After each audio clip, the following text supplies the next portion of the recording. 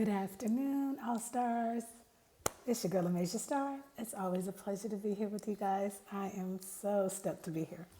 I'm fresh off a vacation. I'm feeling amazing, you guys. Mental health is good, in check. Yes, it's just amazing. So I missed you guys, and I cannot wait to dive into the next wonderful topic. And hopefully this video empowers you. If you're new to the channel, you are in for a treat. I am, of course, a forever Olympic hopeful. Got the medal to prove it. Here we go, you guys. Guatemala. All right, Guatemala. Culture, currency, and colorful traditions, which you need to know, all right, before you travel there or send your family there, or you're just like me, just want to exchange some great information. Okay, so let's just jump right in. Runners, let's head down to the track.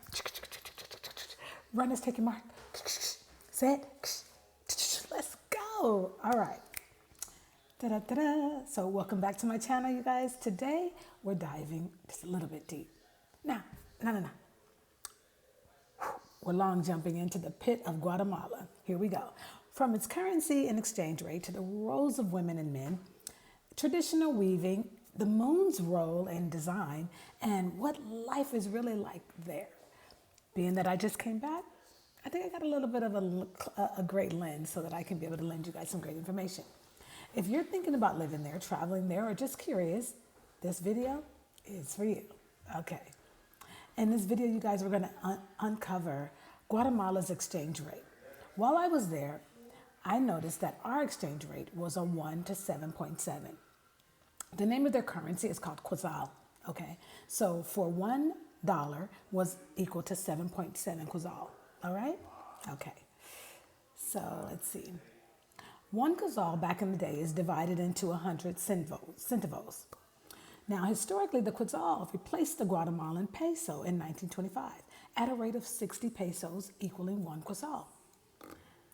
But like I told you, in exchanges, we're talking about the US dollar. Whatever country you're in, you may want to check the exchange rate for that country. But I am doing mine from America because I'm an American citizen. This is true. Let's get into really quick the life. Well, let's talk a little bit. Let me see. I'm trying to give you a little bit more than just one thing. Okay.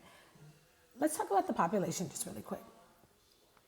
Now, population, life expectancy, and demographics. We're going to get into a lot of things, but let me just get into some of the meat.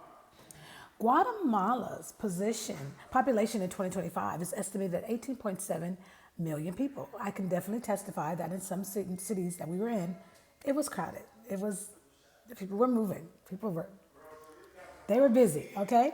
Now, the median age is about 23 to 24 years of age, so they got a really young population, and I did notice that as well. A lot of workers. Everyone's working. We'll get into the work thing in a minute. The life expectancy for Guatemalans is 72.9 years. Now, that's loosely based. It's not that you're not going to find somebody that has lived to be 100, but this is taken on the average, and this information comes directly from Worldometer, okay? Males living about 70.6 years, females 75.2 years, okay? Now, Guatemala has made a lot of progress reducing their infant mortality, which leads to a greater population. So they basically reduced that number by half. They had 38.8 deaths per every 1,000 live births to now 17.27 per 1,000 per 2 decades. So that's pretty good. Yeah. And that's according to the health in the Americas. In 2024, life expectancy at birth was reported as 72.7 years. Health in the Americas, according to them. Now, statistics, a few more statistics as far as unemployment. Their unemployment rate, 3.2%, with women's unemployment at 4.8% versus men's at 2.3%. Again, health in the Americas. Let's get into a few gender roles, and I'm going to give you a little bit of my personal experience information, okay? In many indigenous communities, women are the primary weavers, artisans, and keepers of textile traditions, okay? Women often work in agriculture, textile weaving, domestic work, market vending, or cottage industries. Men are more likely to work in construction, manual labor, transportation, formal sector jobs, factory and government, and things of that sort. There's a major gender gap. For example, in 2023, unemployment among women was 4.8%, while among men it was 2.3%. Many women Let me see. Many women combine weaving and artisan production with household duties, making long hours pretty normal. In terms of cultural authority, weaving is often seen as sacred or symbolic role tied to identity and tradition. Here's a quote. Our women have known how to struggle for our culture. It's women who preserve the art of weaving. We are the weavers. And that's according to Rigoberta Menchú. And that's kivia.org. One of the most fascinating aspects of Guatemala is the traditional dress, which is called traje, especially with the huipil, which is embroidered blouse or dress. The huipil is worn by indigenous women and varies by region, community, and cultural group. These garments are hand-woven, often using backstrap looms and dyes that come from plants, insects, and minerals. That's according to the Atlas Obscura. The colors and motifs aren't random. They convey identity, cosmology, beliefs, and community. And that's aroundtheworldbeauty.com. Color symbolism. One common interpretation. Blue is the sky and the water representation. Red is energy, human life, and power. Yellow is the sun, corn, abundance. Corn is one of the things, maíz is something that they're known for. White is the air and the spirituality and hope. Many buildings had Jesus Cristo on it. And also, they more than likely probably would practice Catholicism. But from what I've seen, it was Jesus Christ everywhere. The color black represents night, death, recovery, and mystery. Worldbeauty.com. Green would be the vegetation, which everywhere we went, we were like on a hill, like on a mountain side, a cliff. And of course, the beautiful greenery is everywhere. I mean, everywhere, right? The royalty, life, and link to quetzal, bird. So that's the symbol of that country, is the quetzal, which is actually a bird. And that's the name of their money, all right? Some textiles, including zigzag lines, represent serpents, and which the Mayan, remember, Guatemala is Mayan history, culture. Cosmology moved the sun, moon, and stars, according to albright.edu. The moon goddess, it's sorry, got a little bit of that, holds special importance. Weaving is often linked to lunar deities in Mayan tradition. And you guys know who begat the Mayans. That's for another video, okay? In some communities, the weaving process itself is seen as symbolic as birthing process, with the loom rope representing an umbilical cord. Imagine that. Isn't that beautiful? Okay, so in Tzotzil tradition, the moon is viewed as an ancestral grandmother and goddess of weaving and birthing. Nice. Key takeaway segment. Okay, here we go. So yes, although women don't just make dresses, they weave, they tell stories, they have identity. They are part of the ancestral cosmology. They represent the rhythm. Okay, they add in the moon and the stars into their cloths. The moon cycles might influence different types of patterns and deeper spiritual meanings and weaving and timing of the weaving. Okay. One other thing, just really quick. As in many countries, and we'll get into, I'm going to give my personal experience from the country, which I loved. I love Guatemala. Beautiful. As in many countries, safety is very important. Okay, so I never took my eyes off of our own safety. We traveled in a big group, but still, you just always want to be safe. Some regions, especially the rural or, are a little bit conflict-prone zones, have a lot of risk of petty crimes, theft, or gang-related activities. Travel often recommends staying very alert, which we did, especially at night. We did have to travel at night at times. Try to avoid isolated areas would be my tip for everyone. And use trusted local guides, okay? And which we did. One other thing I want to add in. Okay, so we went to several different places. Antigua, we had a mansion on the lake, which was awesome at the lawn. Guatemala City, we were able to have the view of the volcano when it's stalactite. Gorgeous, just amazing.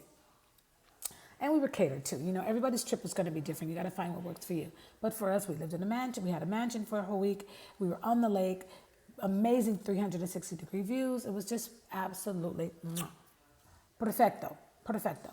I would say brush up on your Spanish. We all speak Spanish in our family. Mi familia. So for us, it wasn't a culture shock. Okay, we're used to that. We're raised with that. So that was just a great time for us to practice our Spanish and sharpen our skills. And before going to the country, I would say sharpen up on your Spanish, for sure. Conversation Spanish, very, very important. Keywords, things you're going to be using while you're over there. Like how much is something or where is something. When you're done eating, different things like that. Acabe, terminado. Let me see, we used so many words while we were there. Comida, right? You're going to want to eat. Gosh, there's so many come to my mind. Sabor, taste of something. Beber, to drink. Yeah, we just had a great time. It was just amazing. Buenas noches, buenos dias, buenas tardes. Wow, hasta luego. Just so many, you guys. Bienvenido. I don't know. Many, many words. Goodbye, hasta luego. Like I said, I would just say brush up on a little bit of your Spanish. Cuidad, peligroso, dangerous. Yeah, be careful. Okay, God bless you. God bless you. Be careful. All right, so here we go. I want to talk a little bit about my personal experience. I know this video is getting a little longer than I expected. Sorry about that. Yeah, I'm going to have to definitely make this into a 3-part series because it was just so many things I want to cover about the wonderful country. Let me see. All right, let me just get into a few things. We went to go and watch them actually hand make dresses, scarves, things of that nature. And let me just give you guys a little tidbit that I thought was really amazing. Really, really beautiful. They would take the cotton, and from the cotton, they put it on a spindle. They weaved it, okay, to get these long strands. With those strands, they also colored it. And you would think, how did they cover it? How did they cover it, Amasia? Well, I'll tell you one thing, they didn't dye it. No, it was colored through plants. Each plant yields a different color. And depending on the moon, you're going to get a different special blue.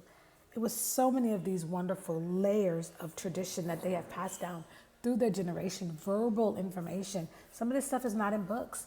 And it's just yielded them to have a certain type of lifestyle. Fascinating. We watched them build buildings, literally hanging on the side of like cliffs of mountains. And like, it just seemed like they even had nowhere to go. It was fascinating to watch. Another amazing thing. The children, when it's in the family business, there was no age limit as what age they could work. And we had many, many children working for their family's business and coming and yielding for us to be consumers of their business, of their family business. So that was another real high point that I just was really, really loved seeing. The level of walking in the country, we did a lot of walking, I know. I lost some weight. Yay. Always mindful of our mental health and our physical health, right? Walking is one of the best things you can do for your body. So I don't know, just watching everyone walk everywhere. And these hills are very, very steep.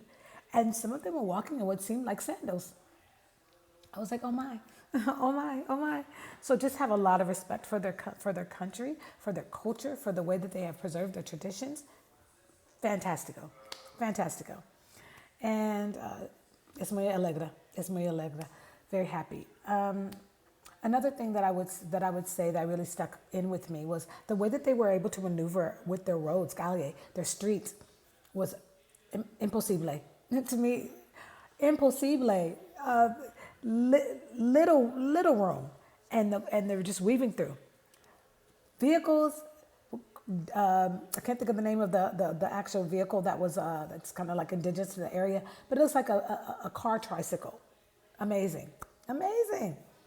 Another thing, I saw lots of women wearing wood on top of their head, water on their head, different things on top of their head, baby on their back. Amazing. Walking uphill in traditional garb, dresses, beautiful textiles, and their baby on their back. Mwah, Guatemala. Wow. The work ethic is very, very strong. Many women work many hours. Look like to me the whole day, things that we witnessed, they'd be there in the morning and they'd be there right before it got dark. They were there before we woke up in the morning. So it was just a beautiful thing to see and to witness. And I definitely took a lot of things back home with me and that I'll be implementing into my life. One of the things that I noticed is that we didn't see women driving, right? So most of the women walked, or just didn't drive themselves. Sometimes we would see a few women on maybe a motorcycle, lots of motorcycles everywhere. We'll get into some other things. Like I said, I just wanted to give you guys just a rough estimate, a rough overall view of some things that I experienced while I was there. And I just got back and it was amazing. The weather was great. Yes, it rained a lot. We'll get into the weather. It rains a lot. But yes, just beautiful. And yeah, I'll definitely be going back. All right, so this is part 1 of part 3, you guys. And I really enjoyed it. And more on Guatemala, right? If you really, really, really, truly enjoyed this video, you guys, please like, comment, share, subscribe at Amaze Your Star. And stay tuned. Stay tuned for more weaving, traditions, culture, currency about Guatemala. Like I said, I'm going to stretch this into a 3-day because it was just so many things to unpack. And thank you. Bye. I'm going to go ahead and leave the track now. Bye.